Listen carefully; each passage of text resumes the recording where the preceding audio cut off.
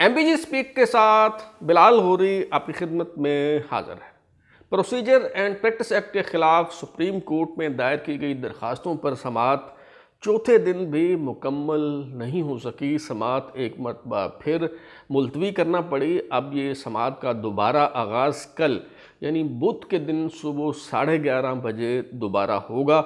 आज full court समाअत के मौका पर जज साहबान के दरमियान किस तरह से नोक झोंक होती रही, दौरान समाअत कप्तान का जिक्र क्यों होता रहा और ये जो ऊँट है इस केस का वो किस करवट बैठता हुआ महसूस हो रहा है। क्या कल मुतवक्के है कि फ़ैसला आ जाए और अगर फ़ैसला आता है तो ये किस तरह का फ़ैसला होगा। आज के शो में हम इसी हवाले से गुफ्तगू करेंगे। तो सबसे पहले हम ये जानने की कोशिश करते हैं कि आज सुप्रीम कोर्ट में दरअसल हुआ क्या। आज की समाअत के दौरान एमक्यूएम के वकील फैसल सिद्दीकी मरकज़ निगाह रहे। बज़ाहिर तो उन्हें मौका दिया गया था कि वो बतौर वकील दलाइल देते, लेकिन जज साहबान ने कोर्ट रूम को यानी कमरा अदालत को स्क्वॉश कोर्ट समझकर जज साहबान जो हैं वो बॉल एक दूसरे की तरफ उछालते रहे और यूँ जो दलाइल हैं उनकी नौबत मैं समझता हूँ कि उस तरह से नहीं आई और फोकस जो है वो न सिर्फ ये वकील बल्कि मैंने कमरा अदालत में जाके कोर्ट नंबर 1 में जाके जितनी भी समाअतों को देखा है तो मेरी ऑब्ज़र्वेशन ये है कि वकला साहबान को जो है वो दलाइल देने के लिए जो माहौल दरकार होता है और जो मोहलत चाहिए होती है, जो वक्त दरकार होता है वो जो है वो नहीं मिल पाता। मिसाल के तौर पर एक मौका पर जस्टिस मुनीब अख्तर ने जो है वो फैसल सिद्दीकी से जो वकील थे एमक्यूएम के उनसे सवाल किया। तो इस मौका पर चीफ जस्टिस साहब जो हैं जस्टिस काजी फायज़ साहब उन्होंने मुदाखलत की। इससे पहले आमतौर पर ये होता रहा है कि एक जज सवाल करते थे तो उनके सवाल के जवाब में दूसरे जज साहब जो है वो काउंटर क्वेश्चन जो है वो किया करते थे, लेकिन जो चीफ जस्टिस हैं जस्टिस काजी फायज़ साहब वो बराह रास्त जवाब नहीं दिया करते थे। मैंने नहीं देखा उन्हें किसी जज को जो है वो बराह रास्त इस तरह से इंटरप्ट करते हुए, लेकिन ऐसा कल भी देखने को मिला कल की समाअत के मौके पर। और आज एक मरतबा फिर वही मामला जो है वो दोहराया गया।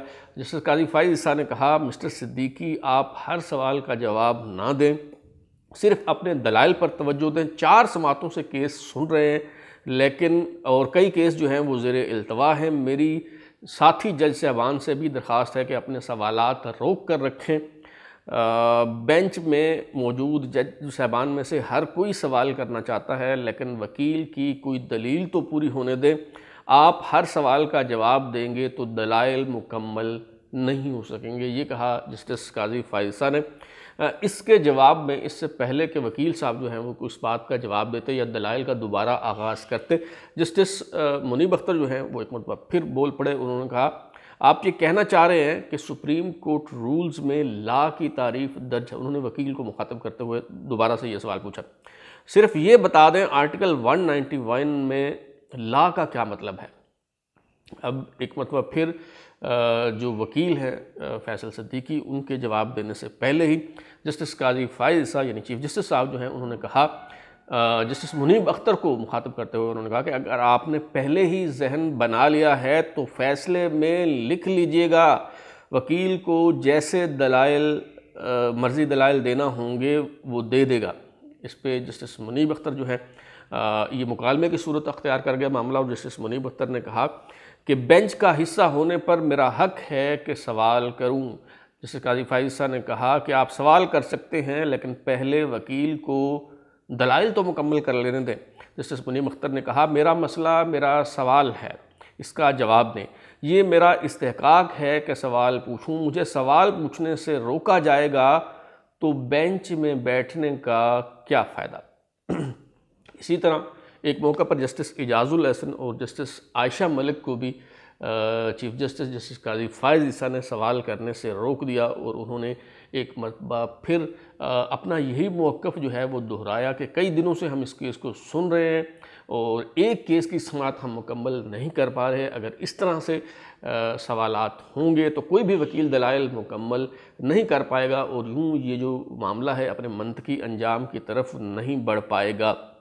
और चीफ जस्टिस काजी फायज़ साहब की ये जो बात है ये बिल्कुल दुरुस्त है। काज लिस्ट जारी नहीं होती, इस वजह से जारी नहीं होती कि फुल कोर्ट ने बैठ के जो है वो समाअत करना होती है, तो और कोई बेंच नहीं बनते। जब और कोई बेंच नहीं बनते तो रोज़ाना की बुनियाद पर 250 से 300 जो मुकदमात हैं वो मुतासर हो रहे हैं। तो my lord justice Munib Akhtar साहब से मैं गुजारिश करूँगा कि आपका बिल्कुल इस्तेहकाक है कि आप सवाल करें, लेकिन ये जो साइलिन हैं जो दर बदर की ठोकरें खा रहे हैं और सुप्रीम कोर्ट में केस किस तरह से लगता है, कितने अरसे बाद लगता है, आपको बहुत अच्छी तरह से अंदाज़ा है।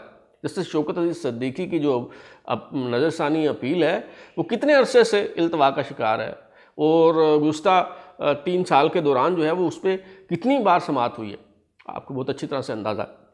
और रोज़ाना की बुनियाद पे 250 से 300 मुकदमात और साइलिन जो है वो इस मुतासर हो रहे हैं। तो उन साइलिन का भी कोई इस्तेहकाक है या नहीं है, जज साहबान को जो है वो ज़रूर सोचना चाहिए। आपका मसला ज़रूर सवाल होगा, लेकिन मेरा ख्याल है कि आपका मसला इंसाफ होना चाहिए। आपकी तरजीह जो है वो इंसाफ की फराहमी होनी चाहिए। और ये जो जस्टिस काजी फाइज़ साहब की जो ऑब्ज़र्वेशन है वो बिल्कुल जो है वो दुरुस्त है। मैं ख़ुद भी वहाँ जाके जो है वो देखता रहा हूँ, फुल कोर्ट की समाअत जो है वो जाके मैंने देखी है कि किस तरह से जो है वो समाअत होती है। तो मेरी अपनी ऑब्ज़र्वेशन जो है वो यही है।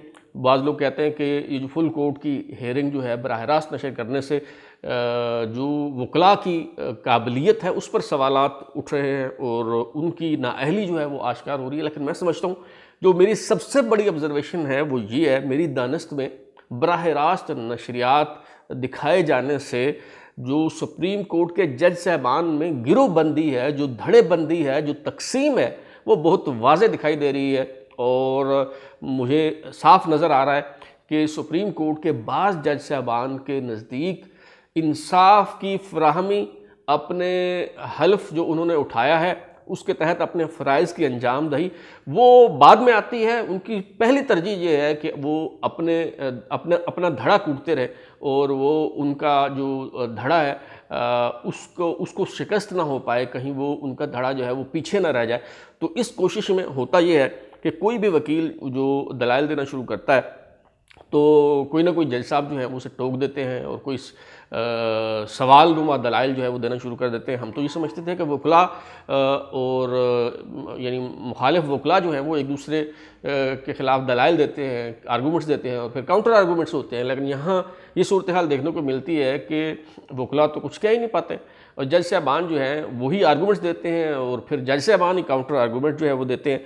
जब एक तरफ से यानी एक धड़े से एक गिरोह से की तरफ से एक जज साहब जो हैं वो सवाल की आड़ में बोलना शुरू करते हैं तो फिर दूसरे धड़े से कोई और जज साहब जो हैं वो इसको अपना इस्तेहकाक समझते हैं और अपना फ़र्ज़ मनसबी गर्दानते हुए तो ये तरह मिसरा एक जज साहब जो देते हैं तो दूसरे जज साहब उठ के पूरी गज़ल जो है जवाब गज़ल वो सुना देते हैं और यूँ ये मुशायरा जो है ये कभी ख़त्म नहीं होता और ये सिलसिला जो चलता रहता है। और यही वजह है कि इस समाअत जो है वो मुकम्मल नहीं हुआ। और पारी मिसाल के तौर पे आज की जो समाअत है कल भी यही हुआ और आपने नोट किया होगा कि जस्टिस मुनीब अख्तर साहब जो हैं उनकी और जस्टिस मंसूर अली शाह के दरमियान नोकझोंक हुई। जस्टिस मुनीब अख्तर जो हैं उन्होंने कोई बात की, उसके जवाब में जस्टिस मंसूर अली शाह ने कोई बात की। आज भी जो है वो यही देखने को मिला। मिसाल के तौर पर एक मौका पर जस्टिस मुज़ाहिर अली अकबर नकवी जो है उन्होंने MKM के वकील फैसल सिद्दीकी को मुखातब करते हुए कहा, मिस्टर सिद्दीकी आप स्पोर्ट्समैन हैं, क्या आपने कोई ऐसी टीम को जीतते देखा है जिसके 3 कप्तान हों?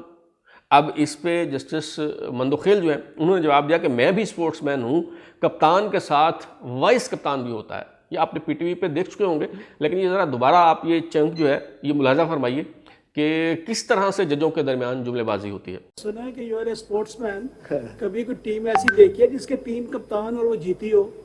देखिए And Mr. Siddiqui, you can ask for the in-camera proceedings.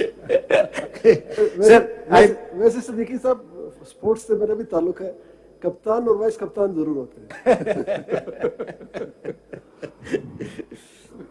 Sir supreme court में होपफुली कप्तान नहीं होना चाहिए, sir let's move on. I just running through Siddiqui साहब कैप्टन एक ही अच्छा लगता है।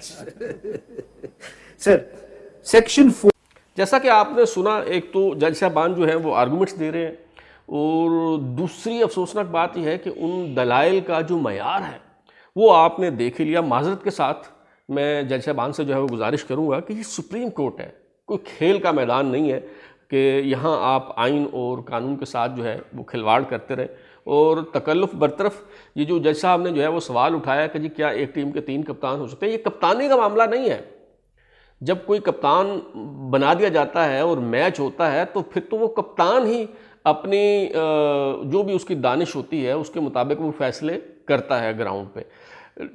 जिस तरह के ये एक केस अगर किसी बेंच के सपुर्द हो जाता है, किसी जज के सामने लगा दिया जाता है, चाहे वो 2 रुकनी बेंच हो, 3 रुकनी बेंच हो, तो जो उस बेंच का सरबराह होता है वही अपने जो दीगर साथी होते हैं उनसे मुशावरत के साथ जो है वो फैसला करता है। तो ये मामला कप्तानी का नहीं है, ये मामला तो सिलेक्शन का है, सिलेक्शन कमेटी का है, ये मामला तो बोर्ड का है। और सिलेक्शन कमेटी और बोर्ड के जो मामलात होते हैं वो कभी भी फ़र्द वाहिद के हवाले जो है वो नहीं किए जा सकते। कब कौन सा खिलाड़ी खेलेगा, कहाँ खेलेगा, क्या हिकमत अमली होगी, तो ये सारी बातें जो हैं ये सिलेक्शन बोर्ड, सिलेक्शन कमेटी जो है वो तय करती है। और ये मामला जो है वो एक शख्स पर जो है वो नहीं छोड़े जा सकते। हाँ, जब किसी को कप्तान बना दिया जाता है तो फिर वो उसे इख्तियार है वो फैसले करने का। तो यहाँ पे अगर आप खेल की ज़ुबान में ही बात करना चाहते हैं तो हजूर ये मामला जो है वो ये कप्तानी का हरगिज़ नहीं है।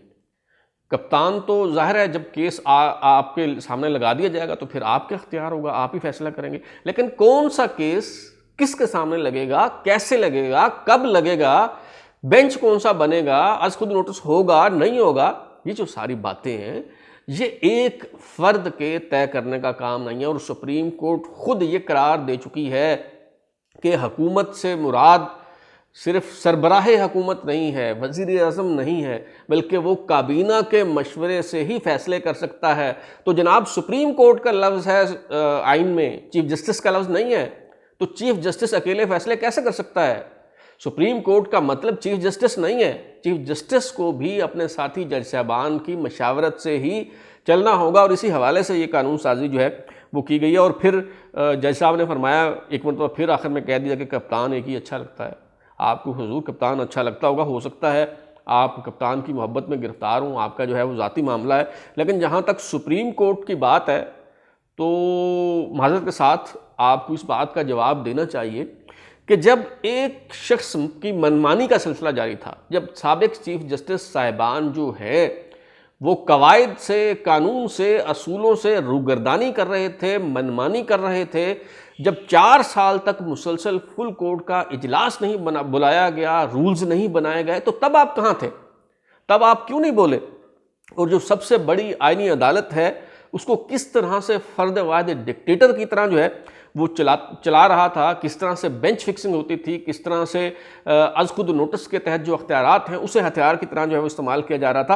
तो तब तो आप बड़े खुश थे। और अब आप इसलिए नाला हैं, मैं बताता हूँ आप किस लिए नाला है। मसला ये है कि आपको इसलिए ये सारा कुछ बुरा लग रहा है कि आपको पता है कि जस्टिस काजी फायज़ ईसा तो पता नहीं कितना अरसा चीफ जस्टिस है, उन्होंने तो अल्टीमेटली साल 6 महीने बाद चले जाना है।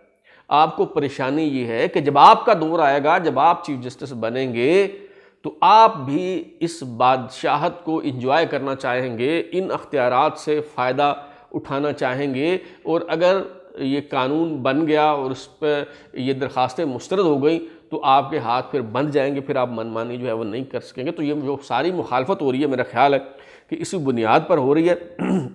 लेकिन यूँ लगता है मुझे कि काजी फाइज़ साहब जो है वो कल यानी बुध के रोज़ हर सूरत इस मामले को कंक्लूड करना चाहेंगे, इसको मंतकी अंजाम तक जो है वो पहुंचाना चाहेंगे। कल 11:30 बजे जो है वो दोबारा इस मामले की समाअत है और किस तरह का फ़ैसला जो है वो आ सकता है, ये भी एक बड़ी बदकिस्मती है कि सुप्रीम कोर्ट में जज साहबान में तकसीम इस कदर वाज़े हो, इस कदर आया हूँ कि पहले से ही प्रेडिक्ट किया जा सके कि किस तरह का फ़ैसला आएगा, कितनी अक्सरियत से जो है वो फैसला आएगा।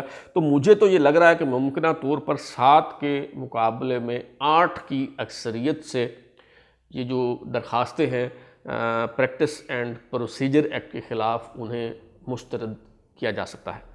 देखते हैं क्या होता है, आपको अपडेट करते रहेंगे इस हवाले से। अब तक के लिए इतना ही।